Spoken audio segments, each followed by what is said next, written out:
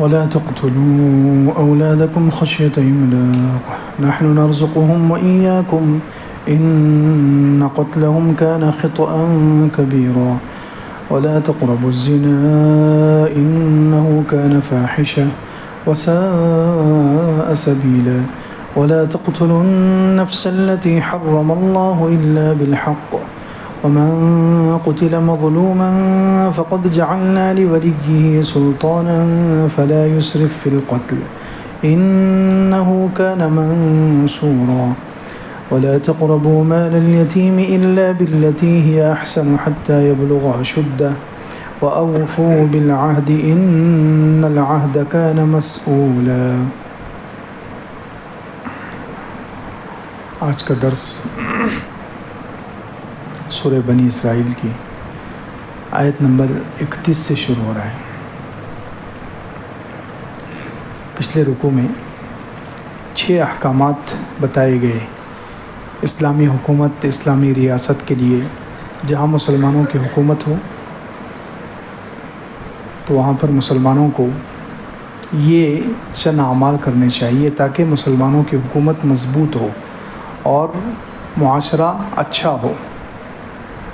تو اب 7واں حکم دیا جا رہا ہے، وَلَا تَقْتُلُوا أَوْلَادَكُمْ خَشْيَةَ إِمْلَاقٍ. اپنی اولاد کو قتل مت کرو غریبی کے ڈر سے، فقر و فاقے کے ڈر سے اپنی اولاد کو قتل مت کرو. نحن نرزقهم وإياكم، ہم ان کو بھی رزق دیتے ہیں، ہم ان کو بھی رزق دیں گے اور تمہیں بھی رزق دیتے ہیں. ان قتلهم كان خطأ كبيرا، اولاد کو قتل کرنا یہ بڑا گناہ ہے. زمانہ جاہلیت میں اسلام آنے سے پہلے عرب لوگ اپنی اولاد کو قتل کرتے تھے. اس کی کئی وجوہات تھی. ایک وجہ تو مفسرین نے لکھی ہے کہ وہ اولاد کو قتل کرتے تھے عقیدے کی وجہ سے. کسی بت کے پاس ان کے جو جھوٹے معبود تھے ان کے پاس لے جا کر اپنی اولاد کو ذبح کرتے تھے. ان کے عقیدے کی خرابی کی وجہ سے وہ اپنی اولاد کو، لڑکا ہو یا لڑکی، لے جا کر ذبح کرتے تھے. ایک تو عقیدے کی خرابی کی وجہ سے، عقیدے کی وجہ سے وہ بچوں کو ذبح کرتے تھے یا بچیوں کو ذبح کرتے تھے. دوسرے وہ ذبح کرتے تھے غریبی کے ڈر سے، جیسے یہاں پر تذکرہ ہے اور 8ویں پارے میں بھی تذکرہ ہے، غربت کی وجہ سے کہ اگر اولاد زیادہ ہوگی تو ان کو کیسے کھلائیں گے، اولاد زیادہ ہوگی تو ان کو کون پالے گا، کون ان کے خرچے اٹھائے گا، کون زندگی بھر اور بلکہ بالغ ہونے تک کون انہیں سنبھالے گا. اس غریبی کے ڈر سے وہ اولاد کو قتل کرتے تھے. تو اللہ رب العزت نے 8ویں پارے میں بھی منع کیا، یہاں بھی منع کیا، لیکن دونوں میں تھوڑا سا فرق ہے. وہاں پر 8ویں پارے میں ہے لا تقتلوا اولادکم من املاق، اپنی اولاد کو قتل مت کرو غریبی کی وجہ سے. وہاں من ہے، املاق کے پہلے وہاں پر من ہے، اور یہاں پر املاق سے پہلے خشیہ ہے. لا تقتلوا اولادکم خشیۃ املاق. یہ فرق کیوں ہے؟ وہاں من املاق اور یہاں خشیۃ املاق. تو مفسرین کہتے ہیں یہ فرق اس لیے کیا گیا ہے کہ وہاں پر 8ویں پارے میں جو منع ہے اولاد کو قتل مت کرو غریبی کی وجہ سے، ان لوگوں کا تذکرہ ہے کہ جو پہلے سے غریب ہوتے تھے، پہلے سے وہ غریب ہے اور غربت میں ان کو اولاد ہو رہی ہے. غریب ہے ماں باپ اور ان کو اولاد ہو رہی ہے، تو وہ لوگ یہ سوچتے تھے کہ ابھی ہمارے پاس ہی کھانے کو نہیں ہے، تو یہ بچے آ رہے ہیں تو ان کو کون کھلائے گا. تو اس لیے اللہ رب العزت نے وہاں کہا غریبی کی وجہ سے اولاد کو قتل مت کرو. نحن نرزقکم، وہاں ماں باپ کا پہلے تذکرہ ہے، ہم تمہیں بھی رزق دیتے ہیں اور تمہاری اولاد کو بھی رزق دیں گے. وہاں ماں باپ کا تذکرہ پہلے ہے کیونکہ وہ غریب ہے، وہ پہلے سے غریب ہیں اور اس ڈر سے وہ قتل کرتے تھے. اور یہاں پر ان لوگوں کا تذکرہ ہے جو خود تو مالدار ہیں، ماں باپ بچے پیدا ہو رہے ہیں اور وہ اس وقت مالدار ہیں، لیکن ان کو مستقبل کا ڈر ہے. فیوچر میں بچے زیادہ ہو گئے تو آئندہ پیسے ختم ہو جائیں گے، آئندہ غریبی آئے گی. اس لیے یہاں پر کہا لا تقتلوا اولادکم خشیۃ املاق، آئندہ کے غریبی کے ڈر سے اولاد کو قتل مت کرو. نحن نرزقهم، یہاں پر پہلے بچوں کا تذکرہ ہے کہ ہم ان کو بھی رزق دیں گے اور تمہیں بھی رزق دیتے ہیں. تو خیر اولاد کو وہ قتل کرتے تھے، ایک تو عقیدے کی وجہ سے، دوسرے غربت کی وجہ سے، فقر و فاقے کے ڈر سے کہ اولاد زیادہ ہوگی تو کہاں سے کھلائیں گے، کیسے خرچے چلیں گے، کیسے نظام چلے گا. تو اللہ رب العزت نے منع کیا، یہ حرام ہے، جائز نہیں ہے. اس نیت سے اولاد کو روکنا. آج کل برتھ کنٹرول کی جو سسٹم ہے وہ اسی لیے چلایا جاتا ہے دنیا میں.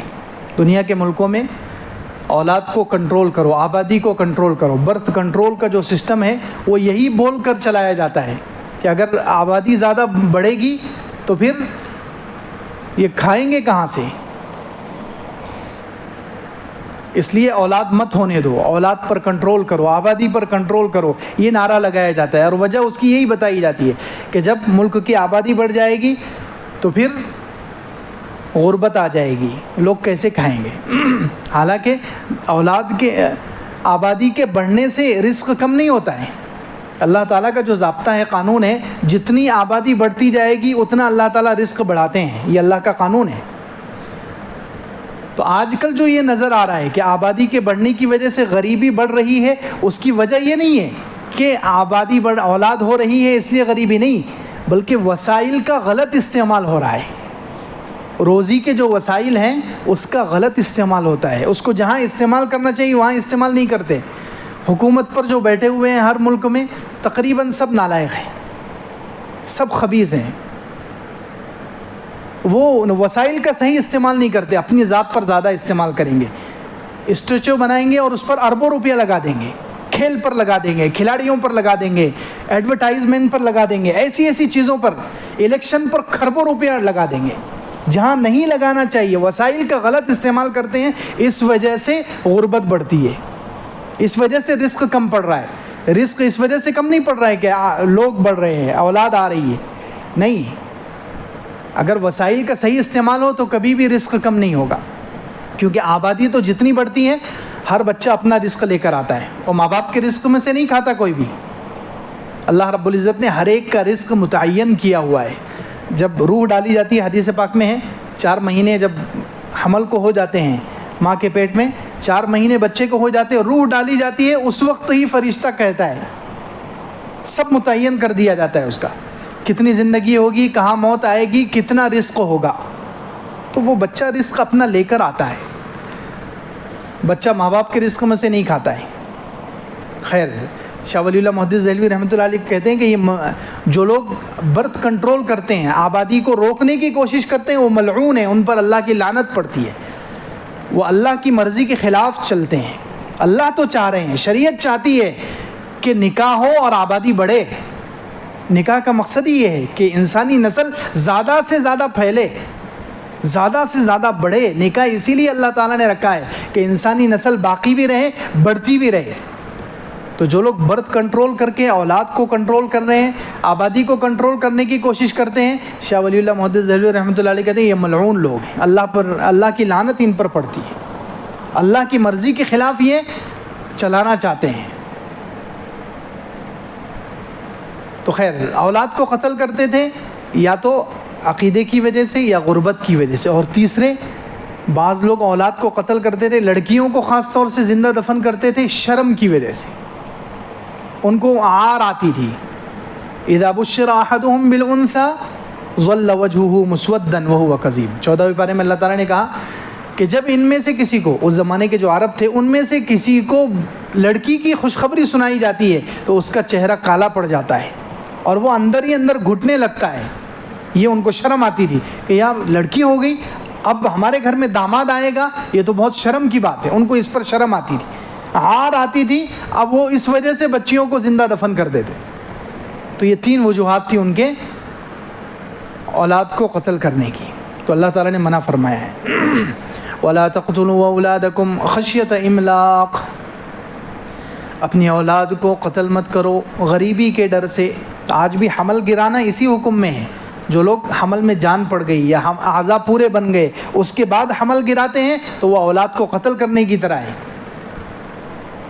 حمل مکمل ہونے کے بعد، اعضاء پورے بننے کے بعد بلا عذر گرانا، حمل کو ساقط کرانا، یہ جرم ہے، حرام ہے، یہ زندہ جان کو قتل کرنے کی طرح ہے، ان سے پوچھا جائے گا۔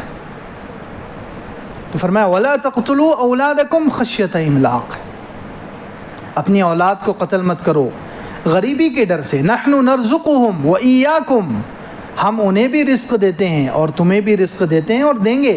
إِنَّ قَتْلَهُمْ كَانَ خِطْئًا كَبِيرًا، اولاد کو قتل کرنا یہ تو بڑا جرم ہے۔ وَلَا تَقْرَبُوا الزِّنَا إِنَّهُ كَانَ فَاحِشَةً وَسَاءَ سَبِيلًا۔ 8واں حکم دیا جا رہا ہے، اسلامی حکومت، اسلامی ملک اگر بن جائے تو وہاں مسلمانوں کو ان احکامات پر چلنا چاہیے تاکہ اسلامی حکومت مضبوط ہو، معاشرہ اچھا ہو۔ تو اس میں 8واں حکم ہے وَلَا تَقْرَبُوا الزِّنَا، زنا کے قریب مت جاؤ، زنا مت کرو نہیں، زنا کے قریب مت جاؤ۔ یعنی کیا مطلب؟ زنا تک پہنچانے والے جتنے اسباب ہیں وہ بھی ناجائز ہیں،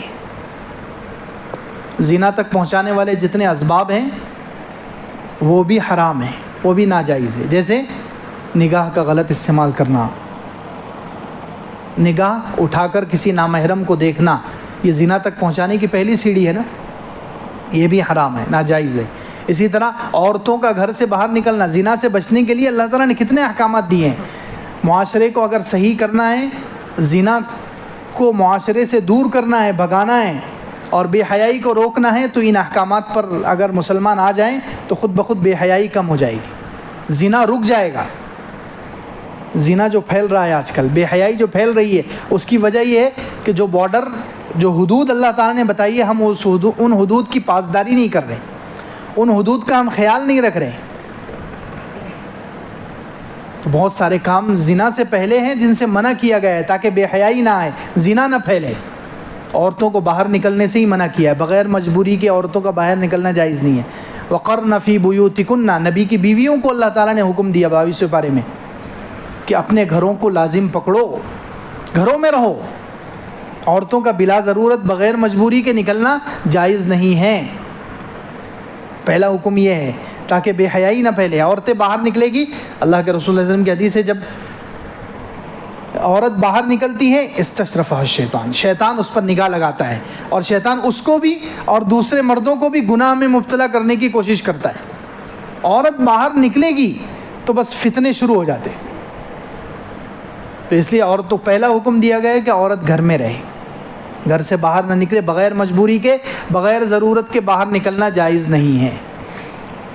بلا وجہ ہم دیکھتے ہیں کوئی بھی بغیر کسی مجبوری کے مرد ہوتے ہوئے، شوہر ہے، باپ ہے، بھائی ہے، یہ سب محرم ہوتے ہوئے عورتیں خریداری کے لیے نکل رہی ہے۔ کہاں سے نکالا ہے پتہ نہیں ہم نے یہ اصول۔ گھر میں باپ موجود ہے، شوہر موجود ہے، بھائی موجود ہے، تو عورتوں کی خریداری ان کو کرنی چاہیے۔ ان کی غیرت مر گئی آج کل، باپ کی، بھائی کی، شوہر کی، یہ عورتوں کو نکلنے دے رہے ہیں۔ جب گھر میں کوئی نہیں ہے خریداری کے لیے، کوئی بالغ مرد نہیں ہے، کوئی محرم نہیں ہے، اس وقت عورت مجبوری میں نکل سکتی ہے۔ گھر میں سب کے ہوتے ہوئے بلا وجہ نکلنا، بازاروں کی زینت بننا اور فتنہ پھیلانا اور بے حیائی پھیلانا، یہ جائز نہیں ہے۔ تو خیر پہلا حکم دیا گیا ہے کہ عورتیں گھر میں رہیں۔ دوسرا حکم ہے کہ عورتیں اگر باہر نکل رہی مجبوری میں اگر نکلنے کی ضرورت پڑے تو پردے کے ساتھ، یدنین علیہن من جلابیبہن، سر سے لے کر پیر تک سب ڈھانپ لیں، چہرے کا پردہ اور پورے بدن کا پردہ ہو۔ تو گھر سے باہر نکلے تو برقع پہن کر پردے کے ساتھ نکلے، پھر گھر سے باہر نکلیں تو زیب و زینت کے ساتھ نہ نکلے، ولا تبرجن تبرج الجاہلیۃ الاولی، تیسرا حکم ہے۔ زنا سے بچانے کے لیے عورتوں کو یہ تیسرا حکم دیا گیا ہے، گھر سے باہر مت نکلو، اگر نکل رہے ہیں تو پردے کے ساتھ نکلو، اور اگر نکلنے کی ضرورت پڑی تو بند سنور کر نہیں نکلنا چاہیے۔ گھر میں شوہر کے لیے بنو، شوہر کے لیے اپنے اوپر جتنا ہو سکتا ہے سجاوٹ کرو، سج دھج کر گھر میں رہو۔ آج کل عورتیں گھر میں بالکل فقیر کی طرح، کام والی نوکرانی سے بھی بدتر، اور باہر نکلیں گے شادیوں کے لیے یا بازار کے لیے تو اچھے کپڑے پہن کر، زیورات پہن کر، خوشبو لگا کر، نعوذ باللہ، پورا شریعت کے خلاف۔ باہر نکلو تو ولا تبرجن تبرج الجاہلیت الاولی، تیسرا حکم ہے زینت کر کے، جاہلیت کی طرح زیب و زینت کر کے مت نکلو۔ چوتھا حکم ہے خوشبو لگا کر مت نکلو۔ پانچواں حکم ہے بجتا ہوا زیور پہن کر مت نکلو۔ یہ سب قرآن میں ہے، یہ سب قرآن میں ہے۔ ولا یضربن بارجلہن لیعلم ما یخفین من زینتہن، باہر نکلیں تو ایسا بجتا ہوا زیور نہ پہنے کہ اس کی وجہ سے مرد متوجہ ہوں، مرد اٹریکٹ ہوں کہ یہ کوئی جا رہی ہے۔ نہیں، زیور پہن، اور زیور کے علاوہ آج کل تو ایسے سینڈل بھی آ گئے کہ وہ جب عورت چلے گی تو پوری گلی متوجہ ہو جاتی ہے کہ کوئی جا رہا ہے۔ نہیں، ایسے کپڑے بھی نہیں پہننا ہے، ایسا زیور بھی نہیں پہننا ہے، ایسی کوئی چیز نہیں پہننی ہے جس سے لوگ متوجہ ہوں۔ تو یہ پانچواں حکم دیا گیا۔ چھٹا حکم دیا گیا مردوں سے بات مت کرو، مردوں سے بات مت کرو، آواز بھی تمہاری پردہ ہے۔ یہ چھٹا حکم ہے، مردوں سے بات مت کرو۔ کتنی خلاف ورزی ہوتی ہے آج کل، گھنٹوں بیٹھتی ہیں عورتیں دکانوں میں، مردوں سے، نامحرم اجنبیوں سے، دکانداروں سے دوستی کر کے ان سے گپ شپ، لمبی لمبی بات چیت، ہنسی مذاق۔ انا للہ و انا الیہ راجعون۔ تو مردوں سے بات مت کرو اجنبیوں سے، چھٹا حکم ہے۔ ہاں، اگر بات کرنے کی ضرورت پڑ جائے، بات کرنے، یہ بھی بتایا، بات کرنے کی ضرورت پڑ جائے تو تیز لہجے میں بات کرو تاکہ کوئی تمہارے بارے میں غلط نہ سوچے۔ یہ بھی قرآن میں ہے 22 پارے میں۔ تیز لہجے میں بات کرو، ولا تخضعن بالقول، نرم لہجے میں بات مت کرو۔ عورتوں کے لیے اخلاق یہ ہے کہ جب اجنبی سے بات کرے زور سے جھڑک کے بات کرے، تیز لہجے میں بات کرے تاکہ مرد کے اندر لالچ نہ آئے، کیونکہ عورت اگر تھوڑا نرمی سے بات کرے گی، اخلاق سے، تو مرد تو بیچارہ دل پھینک ہے، وہ یہ سوچے گا کہ شاید یہ اس کے دل میں میری محبت پیدا ہو رہی ہے، اس لیے میرے سے اتنی اچھی بات کر رہی ہے۔ اس لیے حکم ہے کہ نرم لہجے میں بات مت کرو، زور سے بات کرو، جھڑک کر بات کرو، تاکہ کوئی مرد تمہاری طرف متوجہ ہی نہ ہو، ہمت ہی نہ ہو اس کو آگے بات بڑھانے کی، وہ کام کی بات کر کے خاموش بیٹھ جائے۔ اگر عورت تیز بات کرے گی تو وہ کام کی بات کر کے مرد خاموش بیٹھ جائے گا۔ اگر یہ عورت کی طرف سے ہوتا ہے کہ وہ نرم بات کرتی ہے، ہنسی مذاق کرتی ہے، تو پھر مرد کو ہمت ہوتی ہے، پھر مرد جو ہے ضرورت سے آگے بڑھنے کی کوشش کرتا ہے، اور پھر آہستہ آہستہ وہ زنا تک بات پہنچ جاتی ہے۔ پھر وہ مرد تعریفیں شروع کرے گا کہ آپ ایسی دکھ رہی ہو، ایسا ہے، آپ کا زیور ایسا ہے، آپ کے ہاتھ ایسے، آپ کا چہرہ ایسا ہے، نعوذ باللہ من ذالک۔ تو یہ حکم ہے کہ بات مت کرو، اور اگر بات کرنے کا موقع آ جائے، ضرورت پڑ جائے، مجبوری میں بات کرنا پڑے، تو تیز لہجے میں بات کرو۔ یہ 7واں حکم دیا گیا۔ 8واں حکم دیا گیا کہ باہر اگر عورت نکلے مجبوری میں تو کسی مرد سے تنہائی نہ کرے، کوشش کرے کہ کوئی بھی اجنبی مرد سے تنہائی نہ ہونے پائے۔ یہ اللہ کے رسول صلی اللہ علیہ وسلم کی صحیح حدیث ہے، لا یخلون رجل بامرأ، کوئی مرد کسی اجنبی عورت سے تنہائی نہ کرے، اکیلے میں نہ رہے، ایسا موقع ہی نہ آنے دے۔ جیسے لفٹ ہے، لفٹ میں عورتیں جاتی ہیں آج کل عام طور پر، تو اگر لفٹ میں جا رہی ہیں، کوئی مرد آ گیا تو خود باہر نکل جائے، یا مرد سے کہے کہ آپ رک جاؤ میں اکیلی جاؤں گی، تنہائی نہ ہو کسی اجنبی مرد سے، کیونکہ جہاں مرد اور عورت تنہا ہوتے ہیں وہاں تیسرا شیطان ہوتا ہے۔ تو اس زنا سے بچانے کے لیے سارے اسٹیپ ہیں۔ پھر یہ عورتوں کو اتنے اسٹیپ، پھر مردوں کو بھی کہا گیا کہ تم بھی باہر نکلو تو اپنے نگاہوں کی حفاظت کرو، قل للمؤمنین یغضوا من ابصارہم۔ تو خیر یہ ساری بے حیائی سے بچانے والی باتیں ہیں، بے حیائی سے بچانے والے سب اسباب ہیں، یہ زنا تک پہنچانے والے جتنے اسباب اور دروازے تھے سب شریعت نے بند کر دیے ہیں۔ تو اس لیے کہا ولا تقربوا الزنا، کا کیا مطلب ہے؟ اللہ تعالیٰ نے یہ نہیں بولے زنا مت کرو، زنا کے قریب بھی مت جاؤ، یعنی یہ جو اسباب ہیں جو زنا تک پہنچانے والے ہیں، دیکھنا، عورتوں کا گھر سے باہر نکلنا، سج دھج کر نکلنا، بجتا ہوا زیور پہن کر نکلنا، مردوں سے بات کرنا، اجنبیوں سے تنہائی کرنا، یہ سب زنا تک پہنچانے والے اسباب ہیں، ان کے قریب بھی مت جاؤ، یہ مراد ہے۔ اسلامی معاشرہ ایسا ہونا چاہیے، لا تقربوا الزنا، زنا کے قریب بھی مت جاؤ، یعنی زنا تک پہنچانے والے جتنے اسٹیپ ہیں ان سے بھی بچو، جتنی سیڑھیاں ہیں زنا تک پہنچانے والی ان سے بھی بچو۔ ولا تقربوا الزنا، کیونکہ زنا بہت بری چیز ہے، بہت گندا عمل ہے، ایمان دل سے خارج ہو جاتا ہے جب آدمی زنا کرتا ہے۔ لا یزنی الزانی حین یزنی وہو مؤمن، اللہ کے رسول صلی اللہ علیہ وسلم کی صحیح حدیث ہے کہ زنا کرنے والا جب زنا کرتا ہے اس وقت وہ مومن نہیں رہتا. کیا مطلب؟ محدثین اس کی شرح میں کہتے ہیں کہ جب مرد اور عورت زنا کرتے ہیں تو ان کا ایمان نکل کر ایک طرف ان پر سایہ کر کے کھڑا ہو جاتا ہے. جب تک وہ زنا والے عمل میں مشغول رہیں گے ایمان ان کے دل میں نہیں رہے گا. اب سوچو، اللہ نہ کرے اس حالت میں اگر موت آ گئی تو زنا کرتے کرتے ہی، اور ایسا ہوا ہے دنیا میں ہوا ہے، زنا کرتے کرتے مر گئے تو ایمان تو ایک طرف کھڑا ہوا ہے ان کا، تو وہ تو کفر پر موت ہو جا رہی. کتنا خطرناک عمل ہے یہ. زنا کو آج کل کافروں نے خاص طور سے یہودیوں اور عیسائیوں نے محنت کر کے زنا کو آسان کر دیا ہے تاکہ مسلمان نوجوان اس میں ملوث ہو کر ساری بدکاریوں کا شکار ہو جائیں، اللہ سے دور ہو جائیں، ان کے دل سے ایمان کی چمک اور رونق کم ہو جائے. کیونکہ وہ لوگ حدیثیں پڑھتے ہیں، وہ لوگ ہم سے زیادہ قرآن پڑھتے ہیں، وہ حدیثوں پر ریسرچ کرتے ہیں، اس کے بعد وہ خاص طور سے ایسے گناہوں کو عام کرتے ہیں جس کی وجہ سے جلدی ایمان نکل جائے، جلدی ایمان رخصت ہو جائے، ایمان کا نور جلدی ختم ہو جائے. ایسے گناہوں کو خاص طور سے بڑھایا جاتا ہے، اس کو پروموٹ کیا جاتا ہے دنیا میں. تو زنا کو خاص طور سے اس لیے بڑھایا گیا ہے کہ اتنا بڑا جرم ہے، اس کی وجہ سے زنا کرتے ہوئے ایمان نکل جاتا ہے. اور ایک حدیث میں فرمایا کہ زنا کرنے والے پر زمین اور آسمان والے سب کے سب لعنت بھیجتے ہیں، اللہ کی رحمت سے دور ہونے کی بد دعا دیتے ہیں، سب کے سب لعنت بھیجتے ہیں. اور ایک حدیث میں فرمایا، حضرت انس رضی اللہ عنہ کی روایت ہے کہ جو بار بار زنا کرتا ہے وہ ایسا ہے جیسے کعابدی وثن، جیسے کسی بت کا پوجا کرنے والا. اللہ اکبر. بار بار زنا کرنے والا ایسا ہے جیسے بت کا پجاری. اندازہ لگائیے کتنا بڑا گناہ ہے. معمولی بات ہے، بت کا پجاری مشرک، اس کے برابر کہہ دیا اللہ کے رسول صلی اللہ علیہ وسلم نے زنا کرنے والے کو. بار بار زنا کرنے والا ایسا ہے جیسے کعابدی وثن، جیسے کسی بت کی پوجا کرنے والا. اب اندازہ لگا لیجئے شرک کتنا بڑا گناہ ہے، اس کے برابر کر دیا زنا کو حضور اکرم صلی اللہ علیہ وسلم. تو اس لیے منع کیا، زنا کے قریب بھی مت جاؤ. اللہ تعالیٰ جو منع کر رہے ہیں اس پر اتنی وعیدیں ہیں، اتنا بڑا جرم ہے یہ کہ شرک کی طرح ہے، بت کی پوجا کی طرح گناہ ہے یہ. اس کی وجہ سے دل سے ایمان رخصت ہو جاتا ہے، سارے زمین اور آسمان والے لعنت بھیجتے ہیں. اور اس سے پہلے سورہ یوسف میں بتایا گیا تھا کہ زنا کرنے والے کو کوئی کامیابی نہیں ملتی.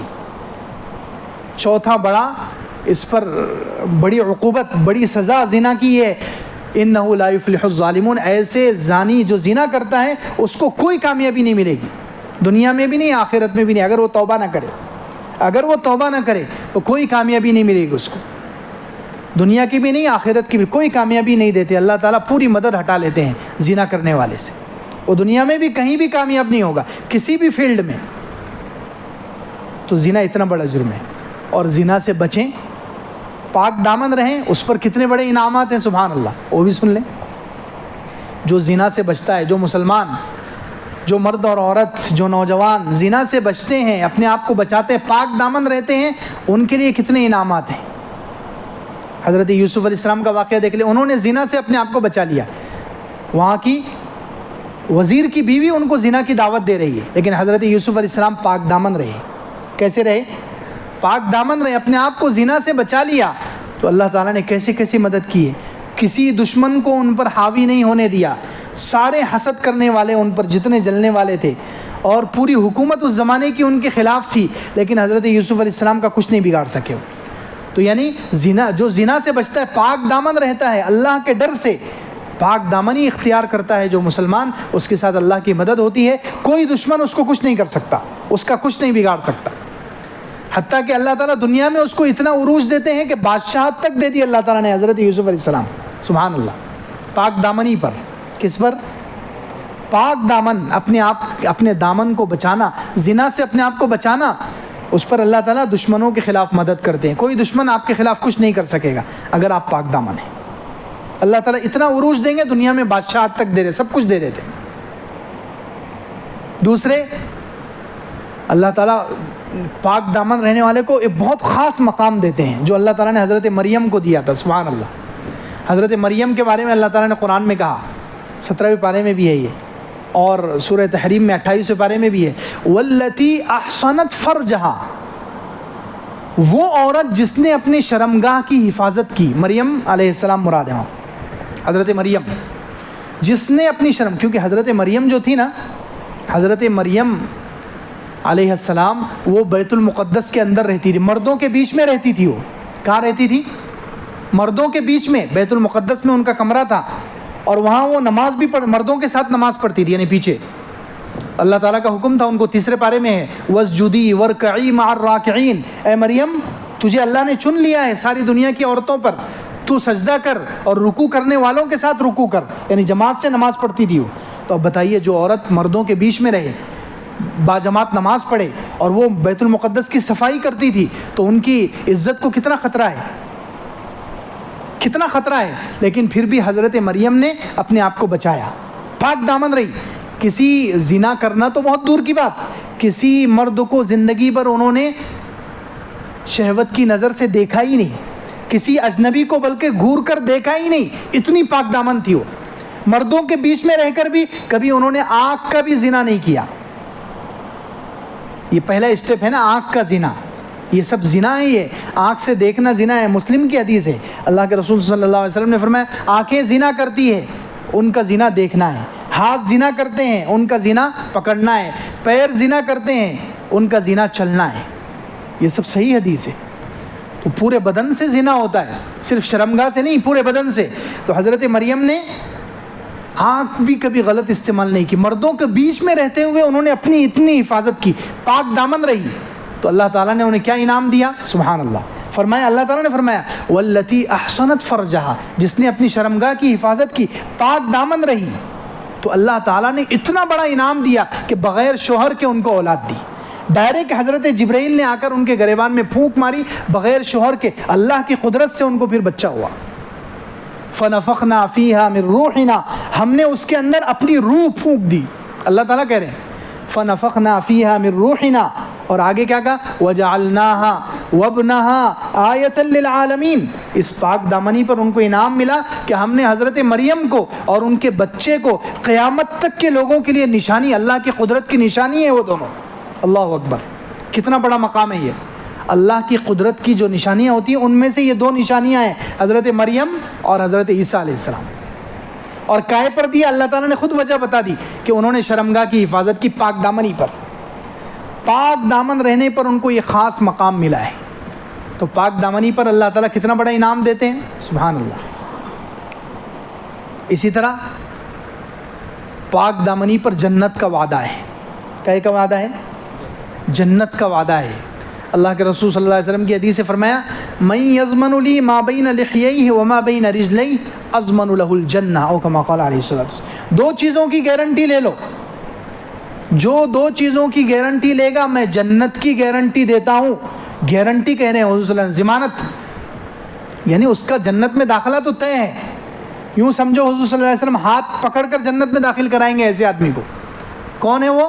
دو چیزوں کی گارنٹی دے دو، ایک تو دو جبڑوں کے درمیان جو چیز ہے زبان، اس کا غلط استعمال نہیں کرو گے، اور دو پیروں کے بیچ میں جو چیز ہے شرمگاہ، اس کا غلط استعمال نہیں کرو گے۔ یہ دو چیزوں کی ضمانت دے دو مجھے، میں تمہیں جنت کی گارنٹی دیتا ہوں۔ اب کتنا بڑا عمل ہے یہ پاک دامن رہنا، جنت کی گارنٹی دی جا رہی ہے، سبحان اللہ، اللہ کے رسول صلی اللہ علیہ وسلم کی طرف سے۔ پاک دامن رہنے پر یہ تیسرا بڑا انعام ہے۔ چوتھا بڑا انعام اللہ کے عرش کا سایہ ہے۔ 7 لوگ جو اللہ کے عرش کے سائے میں رہیں گے، صحیح حدیث ہے، اللہ کے رسول صلی اللہ علیہ وسلم نے فرمایا 7 لوگ اللہ کے عرش کے سائے میں رہیں گے۔ اس میں سے ایک وہ شخص ہے دعت امرأۃ ذات منصب و جمال، جس کو کوئی خوبصورت اور خاندانی عورت، جس کو کوئی خاندانی عورت، اونچے عہدے والی، رتبے والی عورت زنا کی طرف بلائے اور وہ کہے کہ میں اللہ سے ڈرتا ہوں، پاک دامن رہے، تو اللہ تعالیٰ اسے عرش کا سایہ دے گا۔ کتنے بڑے بڑے انعامات ہیں پاک دامن رہنے پر، اپنے آپ کو زنا سے بچانے پر، اپنے آپ کو زنا سے بچانے پر یہ انعامات ملتے ہیں۔ دنیا کے بھی کتنے بڑے بڑے انعامات ہیں اور آخرت کے بھی کتنے بڑے بڑے انعامات ہیں۔ جنت کی گارنٹی ہے، عرش کا سایہ ہے، سبحان اللہ، اللہ تعالیٰ نصیب فرمائے۔ تو تو فرمایا ولا تقربوا الزنا، زنا کے قریب بھی مت جاؤ کیونکہ بہت بڑا گناہ ہے، اس کے جو دواعی ہیں، زنا تک پہنچانے والے اسباب ہیں، ان کے قریب بھی مت جاؤ، اور زنا مت کرو کیونکہ بتا دیا گیا زنا کتنا بڑا جرم ہے، ایمان دل سے نکل جاتا ہے اس کی وجہ سے، ایمان دل سے رخصت ہو جاتا ہے اس کی وجہ سے، سارے زمین و آسمان والے لعنت کرتے ہیں، اور جو بار بار زنا کرتا ہے وہ بت کے پجاری کی طرح ہے، اور زنا کرنے والے کو کوئی کامیابی نہیں ملتی، دنیا اور آخرت کی کوئی کامیابی نہیں ملتی، اتنا بڑا جرم، اتنا بڑا عظیم گناہ ہے یہ، اس لیے زنا کے قریب مت جاؤ، پاک دامن رہو، پاک دامن رہو گے تو وہ پاک دامنی والے انعامات ملیں گے۔ پاک دامنی پر ایک اور انعام ہے، 5واں انعام، 4 انعام تو بتا دیے، 5واں انعام کیا ہے کہ جو پاک دامن رہے گا اللہ تعالیٰ اس کی دعا قبول کرتے ہیں، سبحان اللہ۔ صحیح حدیث میں وہ واقعہ ہے مشہور، بنی اسرائیل کے 3 لوگ تھے جو غار میں چلے گئے، کہاں چلے گئے؟ غار میں چلے گئے، اور اوپر سے آ کر چٹان اس غار کے منہ پر لگ گئی، غار کا منہ بند ہو گیا، غار کا دروازہ بند ہو گیا، باہر نکلنے کی کوئی شکل نہیں، تو تینوں نے ایک دوسرے سے کہا کہ چلو اپنا کوئی عمل ہوگا، کوئی آپ کا خاص عمل ہوگا جو آپ نے اکیلے میں کیا ہو، اللہ کے لیے کیا ہو، اس کا واسطہ دے کر دعا کرو تو اللہ تعالیٰ یہ بلا ٹال سکتے ہیں۔ تو سب نے، تینوں نے اپنا عمل، اپنے ایک عمل کا واسطہ دے کر اللہ تعالیٰ سے دعا کی، اپنے خاص عمل کا واسطہ دے کر۔ تو اس میں سے ایک شخص نے کس عمل کا واسطہ دیا ہے کہ اے اللہ، میری چچا زاد بہن تھی تو بہت خوبصورت تھی، مجھے بہت پسند تھی، میں چاہتا تھا کہ اس سے زنا کروں، میں نے اس کو کہا بھی کئی مرتبہ کہ مجھے یہ کام کرنے دے، لیکن وہ اللہ سے ڈرنے والی تھی، اس نے کہا کہ نہیں، یہ کام نہیں ہو سکتا۔ ایک مرتبہ میری اس چچا زاد بہن پر بہت زیادہ حالات آئے، غریبی کی وجہ سے وہ پریشان ہو گئی اور میرے پاس پیسے مانگنے کے لیے آئے، میں مالدار تھا، تو وہ شخص دعا میں کہہ رہا ہے کہ اللہ، جیسے ہی وہ پیسے مانگنے کے لیے آئی مجھے موقع مل گیا، میں نے اس سے کہا کہ تمہیں تو معلوم ہے میری کیا شرط ہے، میں تم سے غلط کام کروں گا پہلے، پھر تمہیں پیسے دے دوں گا۔ تو وہ بیچاری مجبوری میں تیار ہو گئی، زنا کروانے کے لیے تیار ہو گئی کیونکہ پیسے نہیں تھے غربت کی وجہ سے، لیکن جیسے ہی میں زنا کے لیے اس کے 2 ٹانگوں کے بھی کتنا قریب چلا گیا، 2 ٹانگوں کے بیچ میں بیٹھ گیا، اس وقت وہ اللہ کے ڈر سے کانپنے لگی اور اس نے کہا کہ دیکھ، اللہ سے ڈر، اس مہر کو بلا وجہ مت توڑ۔ تو اس نے جیسے ہی مجھے اللہ کا خوف دلایا، اے اللہ تو جانتا ہے میں تیرے ڈر کی وجہ سے اتنے قریب جا کر میں واپس آ گیا، پاک دامن رہا، اے اللہ اگر میں نے وہ عمل تیرے لیے کیا تھا اور تیرے پاس وہ عمل قبول ہو گیا ہے تو اس کی برکت سے یہ چٹان ہٹا دے، تو چٹان ہٹ گئی۔ تو دیکھیے پاک دامن رہنے، جو پاک دامن رہتے ہیں، اپنے آپ کو زنا سے بچاتے ہیں، کتنا بڑا انعام، اللہ کے پاس کتنا قرب ملتا ہے ان کو، دعائیں قبول ہوتی ہیں۔ تو فرمایا ولا تقربوا الزنا، زنا کے قریب مت جاؤ، انہ کان فاحشہ، وہ بہت گندا عمل ہے، وساء سبیلا، بہت برا راستہ ہے۔ دیکھیے جو زنا کرتے ہیں وہ کس راستے پر چل رہے ہیں، یہ برا راستہ ان کو جہنم میں لے جانے والا ہے۔ برا راستہ، مفسرین کہتے ہیں برے راستے سے مراد یہ جہنمیوں کا راستہ ہے، یہ راستے پر چلتے رہے گا جو شخص وہ جہنم میں پہنچے گا۔ زنا والا راستہ بہت برا راستہ ہے، کیوں؟ اس لیے کہ جہنم میں پہنچاتا ہے، اور پاک دامنی والا راستہ وہ اچھا راستہ ہے، وہ اللہ تک پہنچاتا ہے۔ زنا والا راستہ برا راستہ کیوں ہے؟ جہنم تک پہنچا، اس کا اینڈ، اس کا خاتمہ بڑا خطرناک ہے، جہنم میں گراتا ہے، اس لیے برا راستہ ہے۔ ولا تقربوا الزنا، زنا کے قریب مت جاؤ، انہ کان فاحشہ، وہ بہت گندی چیز ہے، وساء سبیلا، بہت برا راستہ ہے۔